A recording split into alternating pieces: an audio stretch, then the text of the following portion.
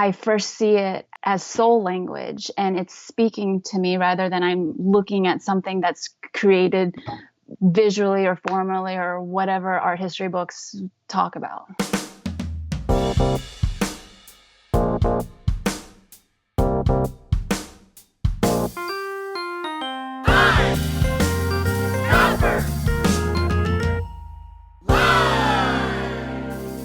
Hello, print friends, and welcome to the 36th episode of Pine Copper Lime, the internet's #1 printmaking podcast.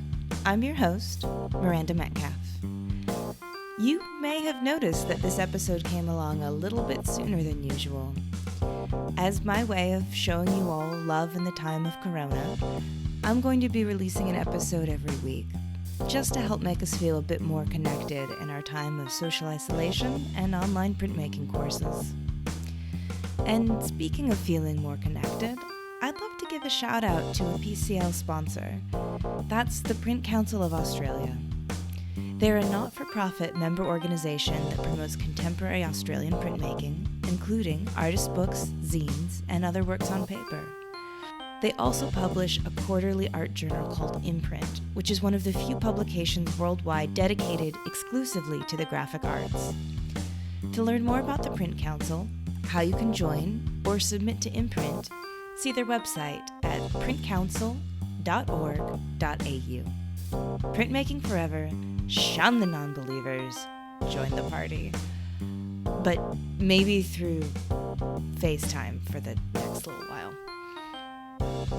I also can't let an intro go by without a shout out to one of our recent Patreon supporters, George Rickerson. Thank you so very much, George, for your support in keeping Pine Copper Lime on those digital airways. You are the very, very best. My guest this week is Killjoy. And let me tell you, print friends, this one is a doozy. You will quickly learn that there are no small questions with Joy.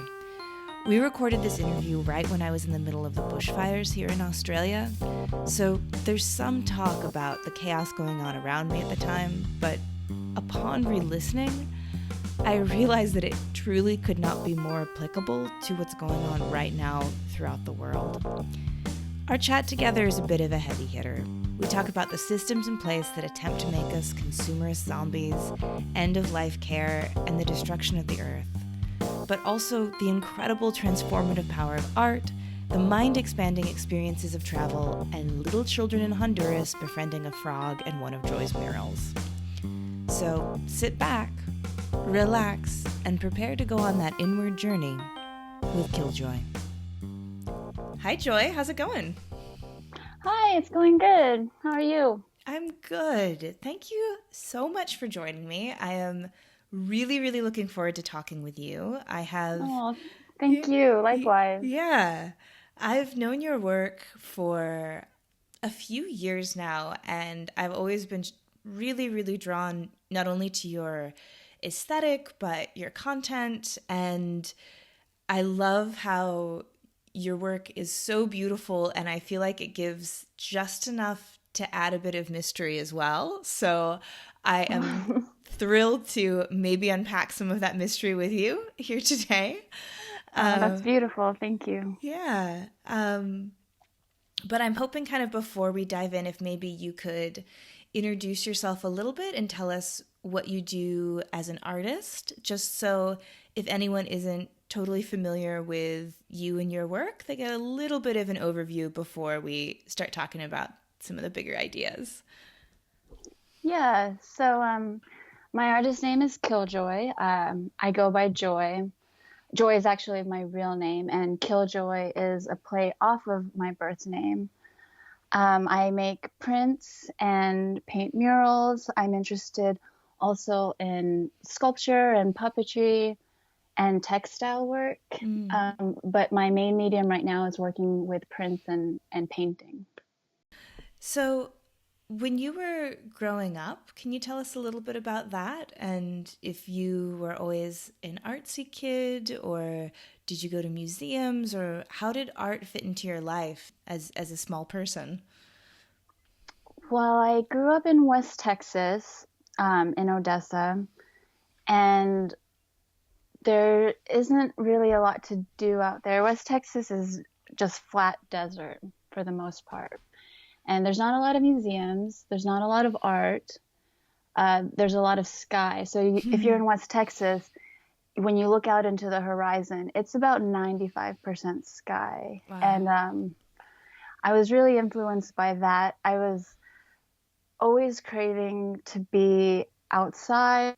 I really wanted to be around nature because I felt like when you live in a desert, it sometimes feels like there's not a lot around. I wanted to see what was out in the world. Looking at the work you do now, nature is really present in your work and animals are really present. And I'd love to dive into that maybe just a little bit later. Mm-hmm. But just so people kind of know maybe a little bit more of your background. So you're growing up in West Texas, and then did you end up going to school for art? Well, I have always been interested in drawing and in art, and I went to a magnet school, and they emphasized a lot of art practice. So I started making books at a young age, which influenced me as an adult. And I was one of those kids that the other kids would always ask them to draw a dog or a rose. Those were the two most popular ones. um, and I did start focusing on art in high school. I started doing a lot of art classes, and then I went to college, and then I studied printmaking at University of North Texas. And so you grew up in West Texas, went to school in Texas, but I definitely associate something about your practice with travel. You seem to often be in many different places, but I know you've done a lot of work in Mexico. And I think most people who are interested in contemporary printmaking know that Mexico is at the moment, and I think traditionally as well, but I think we're just seeing more of it now with this, Instagram and everything like that, that it is an Mm-hmm. incredible place for printmaking. So Mm-hmm. I'd love to hear about just your experience in the printmaking scene there and how it influenced your printmaking practice. Yeah, I mean, to take it back to West Texas, there's something about West Texas that when you're there, it's really slow. The rhythm of life is very slow, and in fact, the town that I grew up in Odessa is is referred to as Slow Detha. Um, and so when I graduated high school at 18, I had a deep desire to just get out of West Texas. But because I was 18, I wasn't quite ready to just move out of the state. So I moved to San Antonio and I was there for 2 years. And then I moved to Denton, Texas, and I was there for about 2, 3 years. And then after Denton, I moved to Portland, Oregon, and I was there for 3 years. And that was a big shift because from Texas to Oregon, the landscape is so different. And I always knew that the environment of wherever I was influencing my inner worlds. And then moving from Portland, Oregon to Mexico City was an even more drastic change. Um, Mexico City is a fascinating city. It's a world-class city. Mm-hmm. And it has a lot of history. And the history there is very heavy. So when you're in Mexico City, Mexico in general, but particular Mexico City, because of its deep and also dark history, the energy there is electric. And even when I have been out of Mexico City, as soon as I'm in Mexico City, there is this surge of creative energy that goes through me. And I think I'm channeling the history of the land and the people there. So when you're talking about that history and that darkness, you're referring to that colonial history, I'm assuming, and how Mexico City is built on the bones of Tenochtitlan, which was one of the places where you see European colonialism. Is that correct? Absolutely. I am definitely referring to that period of history. Mm-hmm. I think just in general, human history, the human species brings a darkness, but also a lightness to where they go. Part of that darkness is suffering. There's Mm-hmm. a lot of suffering where there are humans. You know, we live in a time where there's still a lot of suffering. Absolutely. But I feel like we can't even begin to comprehend what it was like to be a human 400 years ago, when that daily suffering, that kind of suffering that you would have in life, the diseases that people still had that you could catch, the loss of life, the loss of the lives of children, the uncertainty, the especially as women, the absolutely no real control over your lives or control over the amount of children that you have, which of course is Yes. extremely dangerous. And there are plenty of women who still live that in 2020 as well. I should make sure to point out, but as women who grow up in America, it seems almost incomprehensible when you really dive into the day-to-day life of the last few hundred years of what it was like. Yeah, and I think the heaviness that anyone who is in Mexico City or visits Mexico City can feel, it dates back to the beginning of human civilization there, even with the Aztec empires and the Mm-hmm. way that they ran their societies. You know, there was a lot of human sacrifice, and for whatever reasons they held in their culture that they had human sacrifice, that's, you know, that's in that time, but that carries uh, an emotional legacy, you know, Mm-hmm. in the land, and the land remembers. And because we are just visitors on this land, we are able to tap into that ancient memory. So even from those beginnings and then into the time of colonization, which just brought about more blood, more warfare, more unnecessary suffering, the land holds that memory and that history that when we're there, we can't help but channel that energy. And it's not all dark energy. There's so much magic in Mexico. Mexico is one of the most magical places I've ever been to. And so we just channel the whole spectrum of universal energy. Yeah, I think a lot of that human sacrifice was done for the earth. It was believed that that blood actually fed the earth. Mm-hmm. And so it would make sense that she would remember all of that, because it Yes. all, yeah, went right into the ground that the buildings and the 3 Michelin star restaurants are sitting on now. Oh. In Mexico It's true. City. Yeah. It's true. So, sort of speaking, I think, of that colonial time, one of the things that I have admired so much about your work is that it is political, but not in a hit you over the head with this kind of political. You know, Hmm. it's not like here's Trump on the toilet, like like it's like I feel like Which that stuff is funny. It's funny. it's that is It. so cathartic, and it absolutely has its place.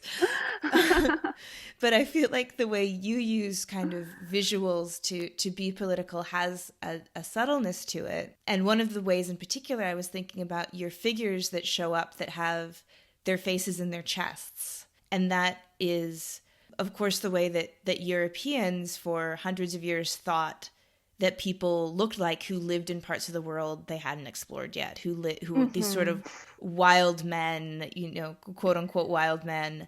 And Yes. that image just instantly brings to mind all of these Eurocentric ideologies and their views about pre-colonial cultures. And it's just such a beautiful and articulate shorthand for that. So I'm hoping that maybe you could speak to if this is something that you do really consciously, or does it just kind of come out in sort of in the way that your ideas express themselves? I have a political viewpoint, you know, and I that does come across in my work, but I don't feel that it's my place, as you had phrased, to hit anyone over the head with my viewpoints. Mm-hmm. But of course, the way that I perceive the world and the way that I perceive humans in the world will come across in my work because I think about it a lot. So for the themes that I use, you mentioned the face and the body and these older themes that have been recurrent throughout art history. I do feel drawn in particular to indigenous art because I feel that these tribal people, because of their point in history and because there was such an oral history, I feel that the art made by indigenous communities is closer to the source. And so I draw so much inspiration from that history in general. First off, that these stories are spread orally and then they're put into pictures. So to me, there's just less divisions between making that art and the source, where I believe all art comes from.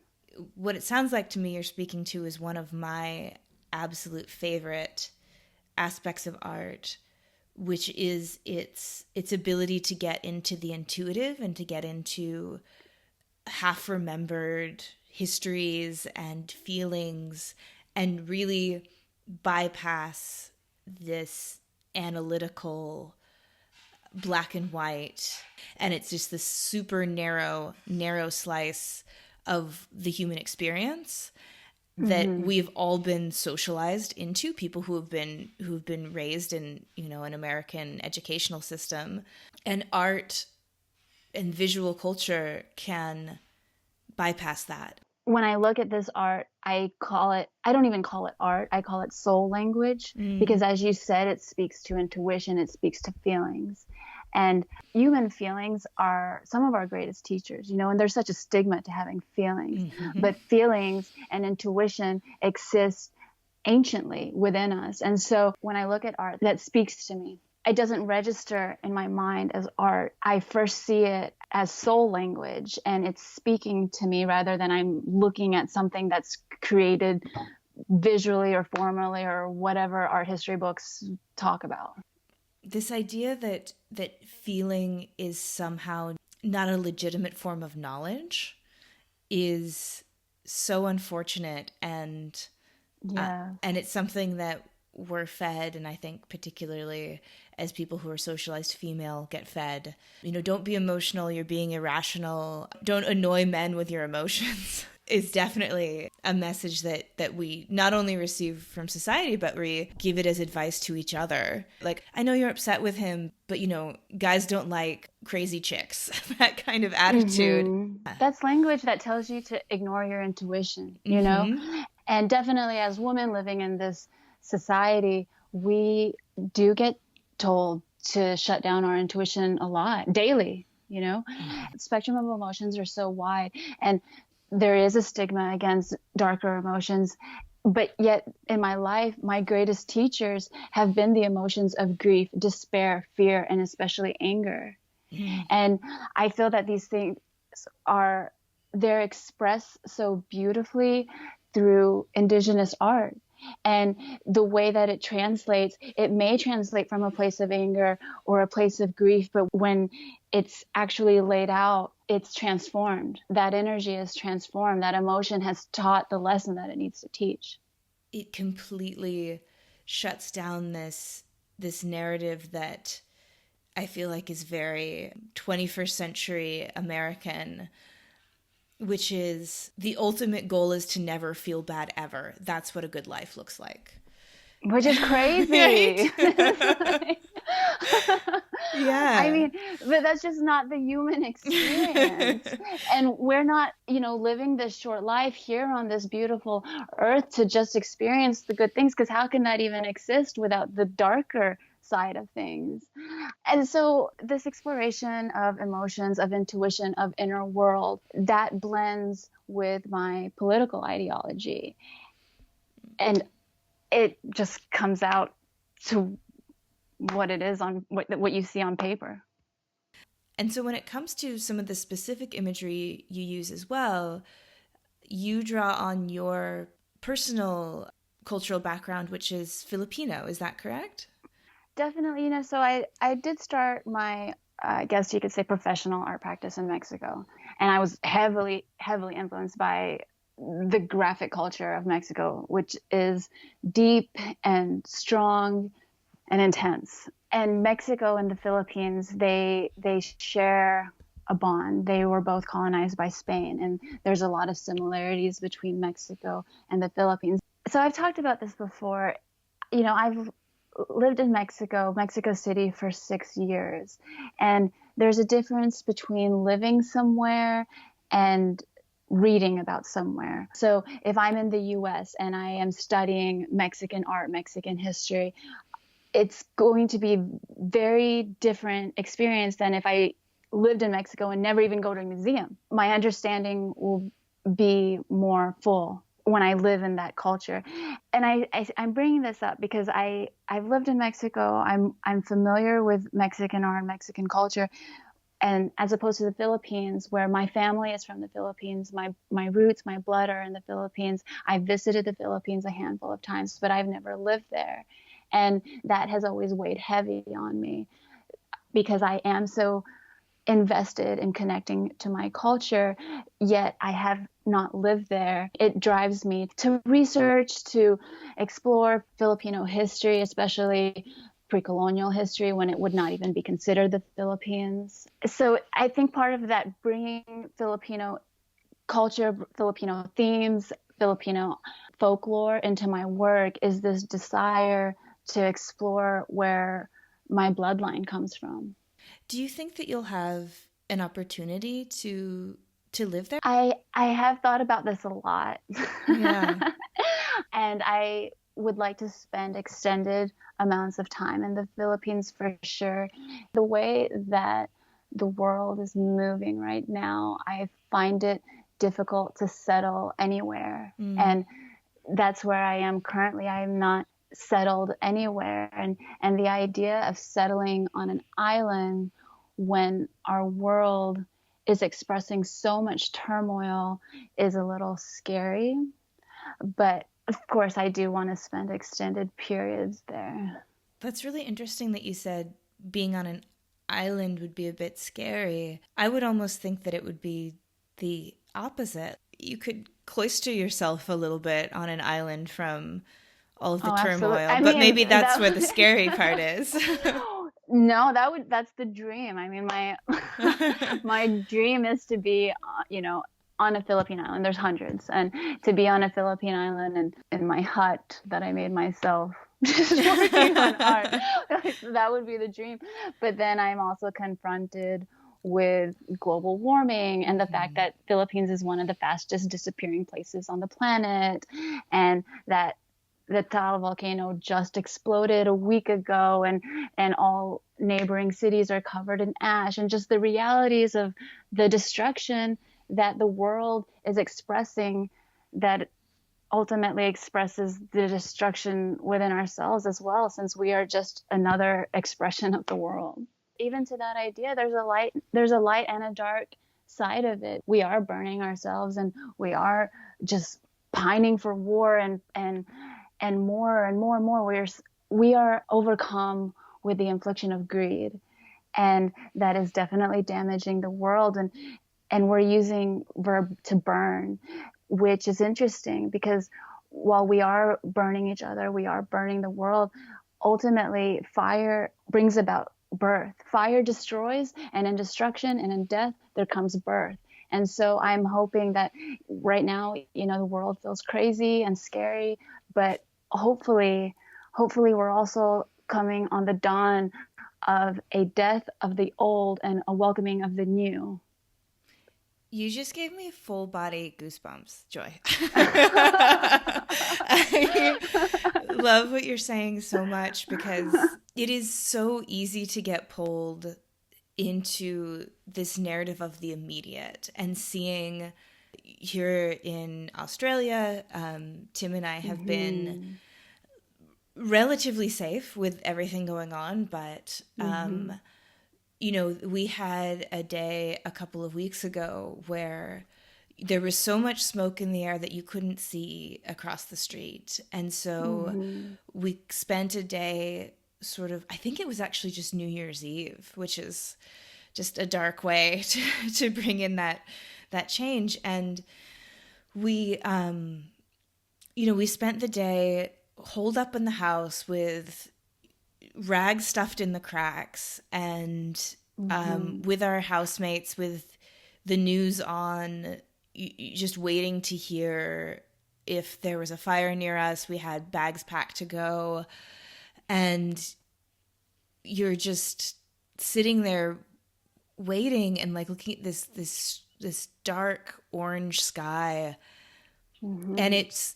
it's a really embodied experience that is dark and scary, and it feels so immediate and confronting and inescapable. Yes.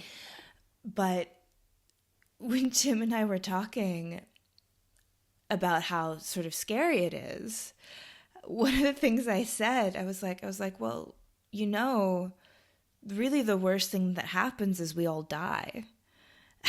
and and it was actually kind of a comfort, because it's Mm-hmm. it's sort of like, oh, because of course when we talk about saving the earth, what we talk about is saving ourselves. Absolutely. The earth is going to be fine. Like, Yes. when we all die out, she's just going to start over again. And people who I've talked to who have driven through areas that have burned horribly here in Australia, even though it's just a few weeks ago, they said, you're already seeing new green, you're already seeing new life. Yes. It's this idea that we get so caught up in this fear of this immediacy and this darkness, and not seeing that broader worldview that's sort of like, if we're not advanced enough to save ourselves, it's like the earth is like self-cleaning. I know it sounds so dark, but I don't know if that makes sense. I mean, it makes perfect sense. And, as we're talking about what's happening in the earth is just a reflection of what's happening in our inner world. Like our outer world only expresses our inner world. And right now, our inner worlds, with the system that is in place around the world, we are so disconnected from self. We are encouraged to be disconnected from self and disconnected from source and disconnected from each other. And so, how can you live in a healthy way when there's so much disconnection going on? And so that's acting up. That's acting up in being aggressive, in greed, in war, in this constant capitalist gain and immediacy that you're talking about. When people want things, they want it now. When people want change, they want it now. But change is upon us, right? And with the burning down of things, like in forests, there are some seeds that grow into trees that they cannot be sprouted unless that they are burned, unless that they are opened by fire. Mm-hmm. And so, yeah, it's a scary time, but change is scary and change is happening.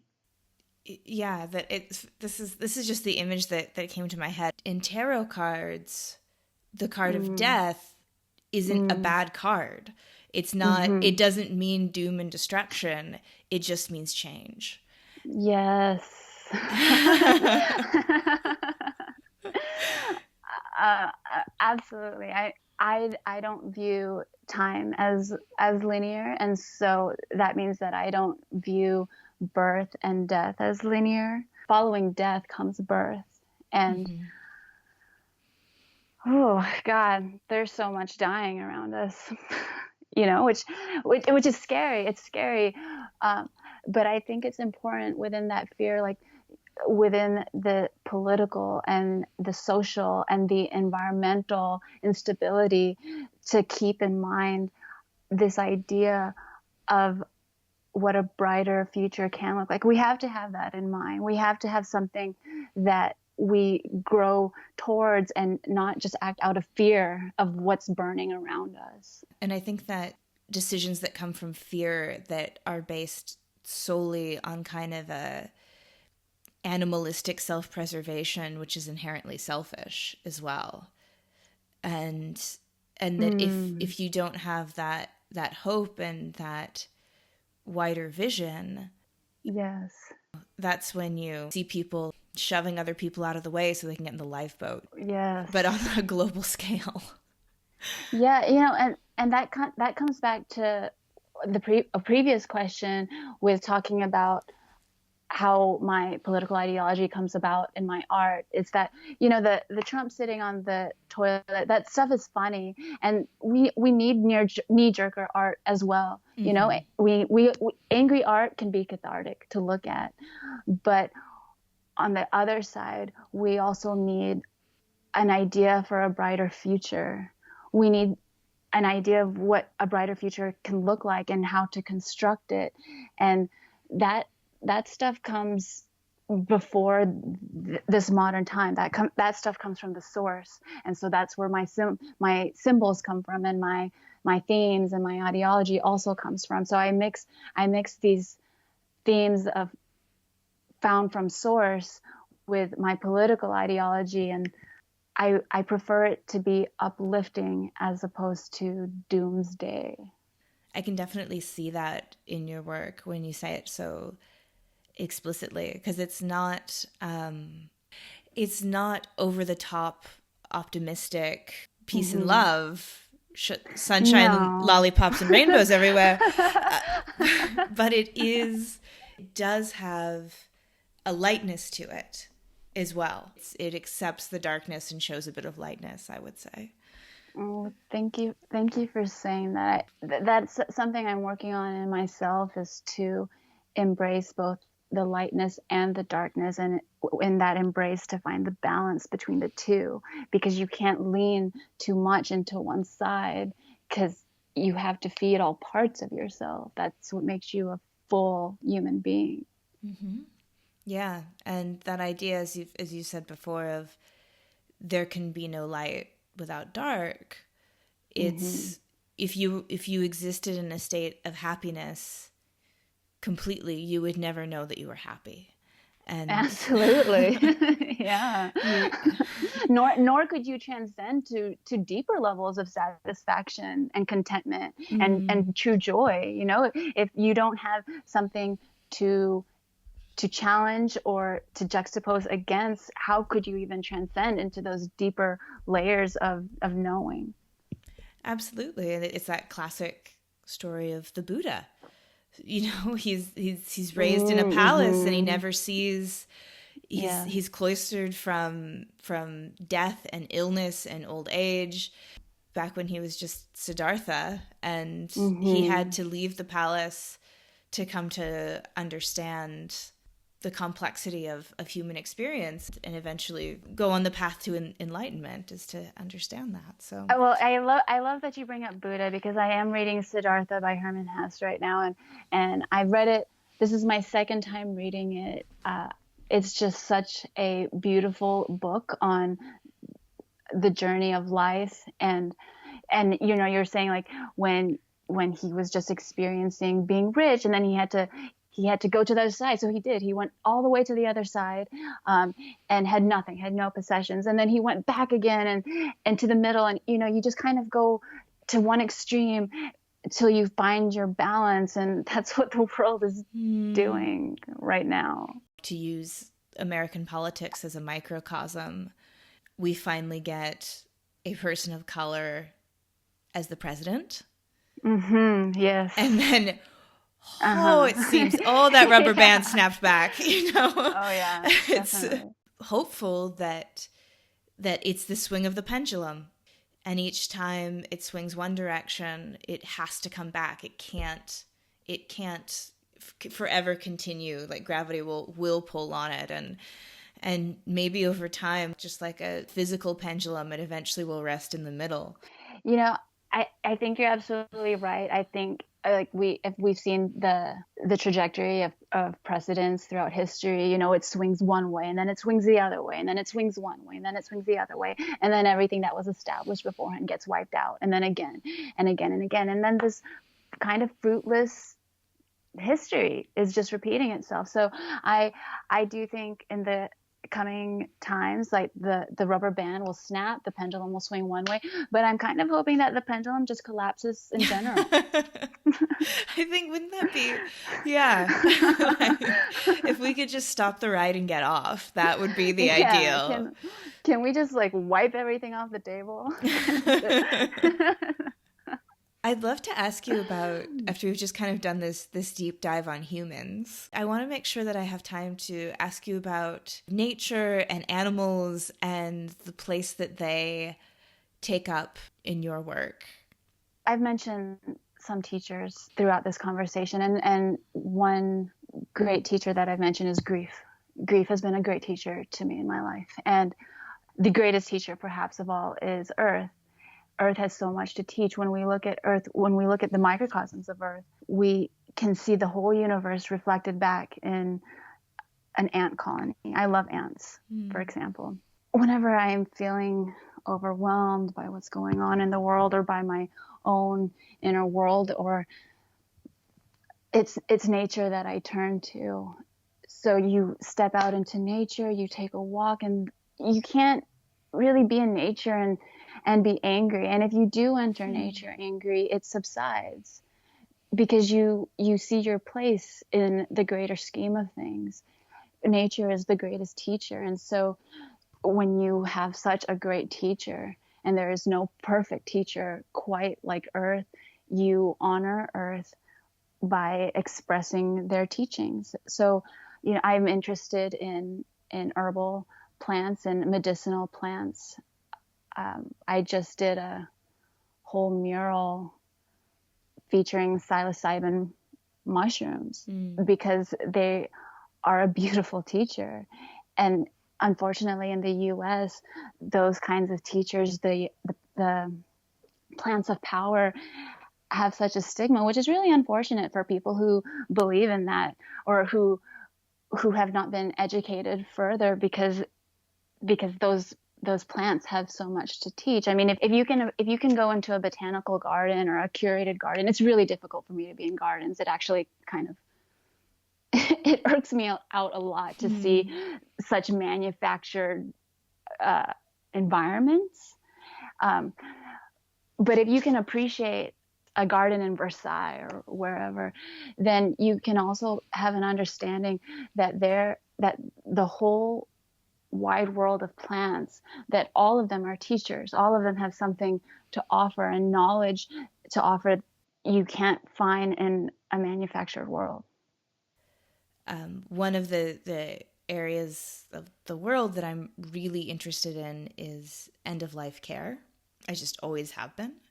And of course, one of the things that I think is pretty common knowledge now, but just what it reminded me of is that when people are facing death and imminently, because of course we're all facing death every minute, but when it's really at the door, that experiences that people can have with, as you said, those teacher plants dramatically decreases anxiety about dying.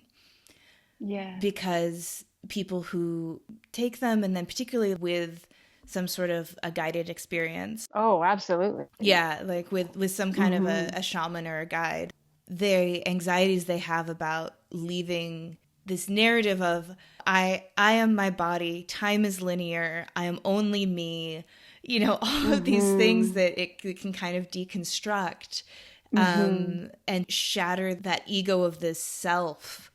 Oh. All of a sudden, the anxiety about actually dying is almost always completely lifted. It has something like nearly 100% success rate. Yes. And yet, as you say, it's actually, unless under very controlled circumstances in a lab, it's illegal to do it. People are trying to rob people of that experience, which I think is just one of the cruelest things I've ever heard of. Particularly if someone just has like weeks to live. What are you worried about? Like, why are you keeping that from them? Oh, Miranda, you just opened up so many topics. I'm like rolling up my sleeves. The thing is that it's not a mistake. That these teachers, these plants of power, they have such ancient and deep knowledge to bestow upon us that only they, as in their particular teachings, can teach us. I mean, this sort of universal knowledge is actually it already exists within us, but the particular doors that these plants of power can open, they are the ones that open it. And the thing is that it's not a mistake that they're forbidden. It's not a mistake that these teachers that lead into deeper consciousness are illegal. You know what I mean? That's a whole nother podcast. Yeah. I'm right there with you. And yeah, it's just, I feel like, the shorthand is basically just, if you let people tear down the narratives of, you need that big house and you need this clothes and you need your 6-pack abs for your Bali vacation, for your Instagram profile, and never be alone with your thoughts. Like never stop pursuing, never stop needing money. That's not good for the powers that be. That's not. Absolutely. Let it burn. Let it burn. Let those ideas burn, for sure. I want them to transform, and that's something that I hope to express in art. Not this not this idea of what even perfection looks like, or even what being an adult looks like. I say this all the time. One of my least favorite terms is this idea of adulting. I don't even know if people use that anymore. But what does that even mean? What does that mean to be an adult? That you own your own house, you own your own car, your own television, all your own things. Everything is individual, right? And you work the grind all day long. Like, is that what it means to be an adult? Because that's not what it means to be a human being. Mm-hmm. That this idea that somehow becoming a fully formed human means that you're following the rules perfectly. Absolutely. The rules set for you. And I think what we forget is that we are the ones living our lives, right? Like, why do we need our own everything and the money and the 6-pack and whatever bullshit, Yeah. we're trained to believe that we want. The comfort of living in the US, it scares me a lot. And I'm not saying that everybody is comfortable, but I'm saying that this comfortable lifestyle that is promoted and violently sustained within the US is terrifying to me. People get comfortable. People get too comfortable. And what happens when you're comfortable? Then you start to accept things that are unacceptable. And not like, this is not even talking about the awful atrocities going on within the US, but also like the atrocity of not choosing your own life. Mm-hmm. Of being told that you need this and that and this to be a successful, happy person, and this is what your peers will look up to you for. It's really sad. You have to go to a school that you have to go into debt for, so you then have to get a job, so you're paying that debt off forever, and that whole ecosystem that is always keeping satisfaction just out of reach. So you're too busy trying to survive to question the system, so you don't have energy at the end of the day to be angry. That's absolutely it. Yeah. Yes. I'd love to, though, just to talk about the way art fits into all of this. Art as a communicator, and particularly public art, because while you do a lot of relief printmaking, you're also a muralist.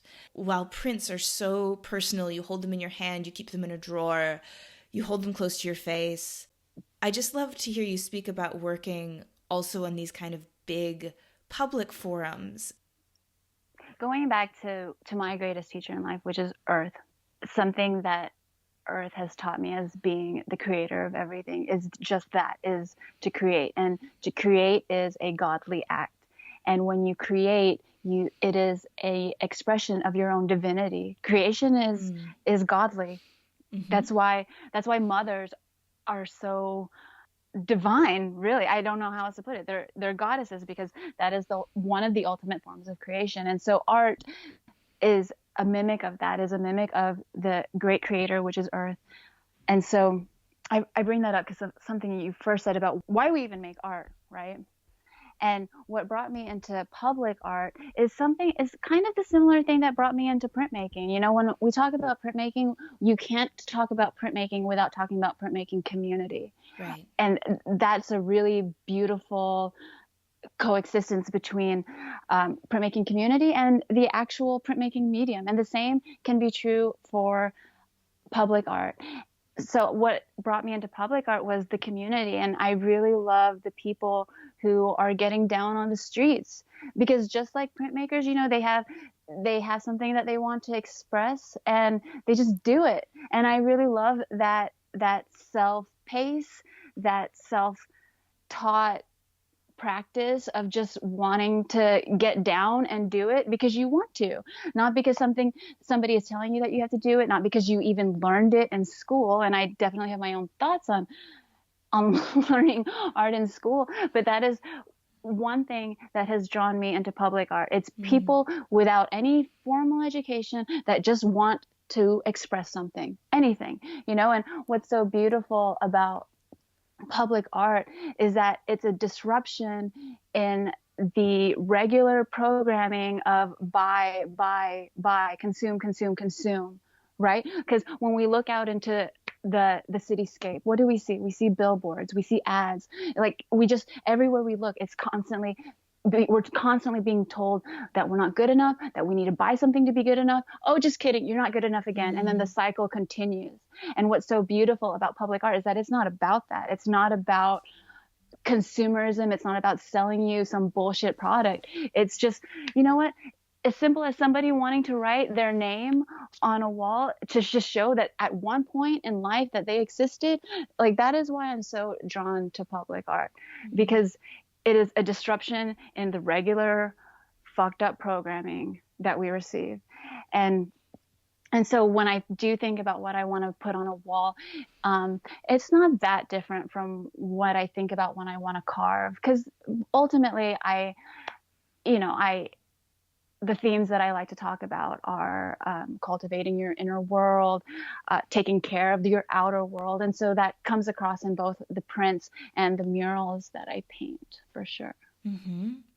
And another thing that when you're talking about the public art is that it also breaks down this idea of access to art. You have to be able to afford to get in a museum, or if the museum's free, you need to be able to work a job where you can go to a museum, 9 to 5 basically, or you need to feel comfortable in that space sort of socially and all these different things. Whereas public art is given away and almost by its nature ephemeral as well, 99% of the time. I love being out on the street all day. It's such a different experience. Like, truly, in fact, the way that I like to get to know a city is walking around pasting up a city. It's so different than when you're walking around shopping. But also, like, even being on a wall, like being in the same spot for a few days at a time, right? You get to see like what's going on in this part of the world, in this little corner of the street, like all of the regulars and all of the passerbys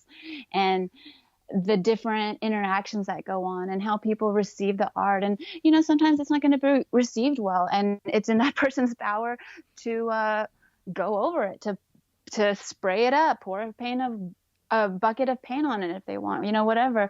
But it's so satisfying to be on the street and to be interacting with the people who will see this art.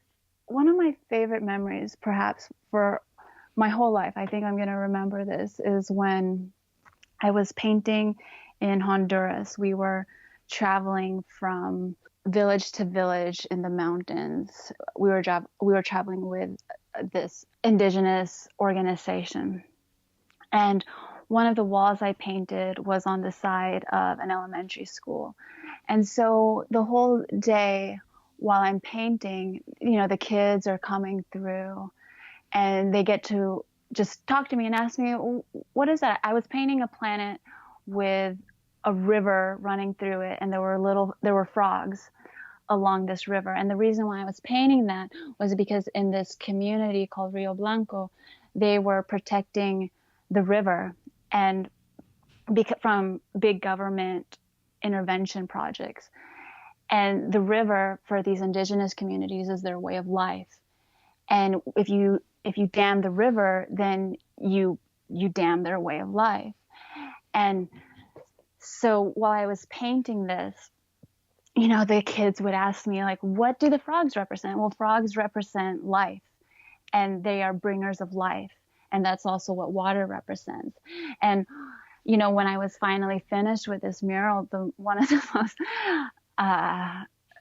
grateful moments I had, again, it's a little planet with a river running through it and then frogs on the bank of the river. And when I had finished painting it and I saw the kids would just pass by it every day, when they passed by it, the frogs were painted at kid level. So when they passed by it, they would like slap the frogs as they walked by it. I love that. It warmed my heart. I was interesting because I was thinking about like this dichotomy of printmaking being personal and public art being public, but it's actually public art is so personal too because you can interact with it and because it's in your daily space. And as people interact with it, whether it's touching it and the paint rubs off, or as you say, maybe writing their name on it, it becomes a part of the fabric of that community, of the day-to-day comings and goings. And that's so nice and such a beautiful way to put art into people's lives who may not interact with it otherwise. Yeah, I think that art in whatever medium it is, if it's print, if it's public, it does have the power to transform. And what's so amazing about public art is that a print has the power to transform for sure. I have a print from Felix Valaton, who it's just his style is so graphic, it's so black and white, and I've had that since I was a kid, and it influenced me and it made me want to explore printmaking, right? And that's powerful. And what's so amazing about public art is that you can see like just this space that people just pass by and take for granted, and then when you put something on it, you put an image, suddenly it transforms the space. And then because it transforms the space, whenever you're interacting in the space or just passing through the space, your thoughts are transformed even in the slightest way. And that's an amazing thing. Especially when that thing is not telling you just to consume. Yeah, if you ever start to think about the amount of visual static that is dedicated to telling you to consume, particularly in an urban setting, it's boggling. It's all nonsense. It's just, Well, that's why we're tired at the end of the day, Yeah.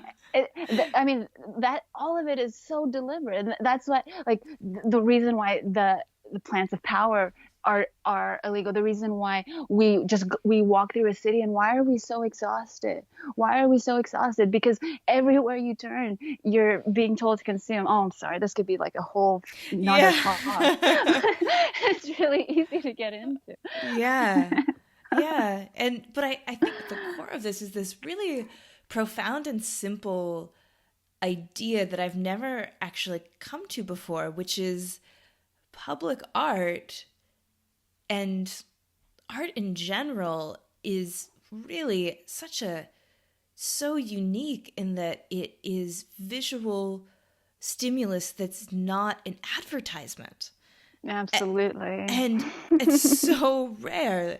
It's outside of nature, which of course is its own visual stimulus that's not an advertisement. But in terms of something human made that you look at that carries a message or an intuition or a stimulus, it's wow. Like, I can't believe I've never thought of that before until this moment. But that seems really significant, and part of the reason why it's so important to have art in your life. It's so important. One of my favorite, I particularly enjoy hitting up abandoned spots they're fun. For some reason, humans just have a fascination with ruins and abandoned places. It reminds us of death and, our own eventual annihilation, which are, fascinating themes throughout human history.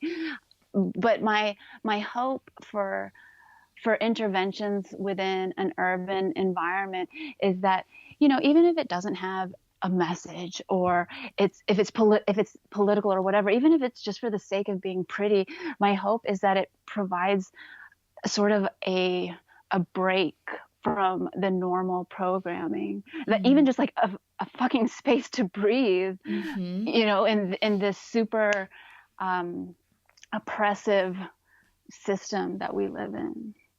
It's a respite, I think, that a lot of people aren't even aware that they need, because you forget what it's like to be relaxed when you're stressed out all the time. Oh God. I think it's something similar for people who are cut off from art and cut off from nature.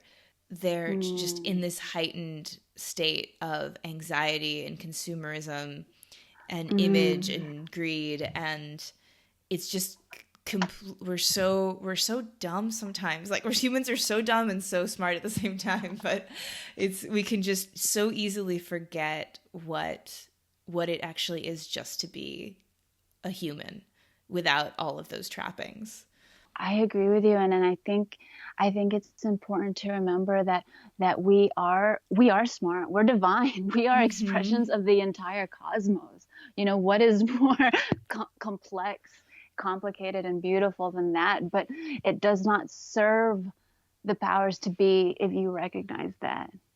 It does not serve them if you recognize that your daily life isn't supposed to be caught up in the grind. And because the system is so perfectly tuned and cultivated, we can be dumb, and we can make dumb decisions, and we can make decisions that are hurtful to ourselves, to others, and to the environment, because that is what makes money. Like self-care doesn't make money. If we all loved ourselves, then there would not be the surplus of money and greed just flowing the way it is. We can only meet people with love at the level that we have given ourselves. We forget, and that's another reason why I am drawn to soul language, to this art made by indigenous cultures who are not so far removed from source, because we forget that we are stardust. And truly, and not just saying it like, oh, you're stars. Like, it's like we are really truly we are all the same, made out of the same thing, and that same thing is the cosmos. And man, we've forgotten. Yeah, because you cannot make money selling things to people who already know that they're whole. Oh. To put it bluntly. Yeah. Well, I feel like there's like that I should wrap up, but maybe just to say that I'm so grateful that you are out there making work about this and doing it so beautifully and articulately and with such heart. And Thank you so much. I feel really honored and happy that I got to share a little piece of what you're doing with people today. So thank you so much. Thank you. The honor is mine, truly. I feel so happy to talk to you. I would love if you could tell people, if they want to follow your work and your travels and your philosophies, where can they do that? So I don't have a website, but I do have an Instagram account, and you can follow me at kill.joy.mall. I'll be there. Yeah. And I think it would be remiss not to put the plug in that while you get everything that we've talked about as well, you may also sometimes get exceptionally cute pictures of an exceptionally cute dog named Spencer as well. So just to get a little bit of extra joy in your life, that is also, there's nothing like a smiling corgi face. So. Oh, see, you opened up another can. But yes, Spencer is my 12-year-old little man. Yeah. So I think that that's more than enough reason to follow. So I'll put a link to that in the show notes. And thank you again, Joy. Thanks, Miranda. Well, that's our show for this week. Join me again next week when my guest will be Erica Walker. Erica has been on my wish list since pretty much day one, and she does not disappoint. We'll talk about lithography, class dynamics, and the importance of being in your body. This episode, like all episodes, was written and produced by me, Miranda Metcalf, with editing help from Timothy Pauschak and music by Joshua Weber. I'll see you next week.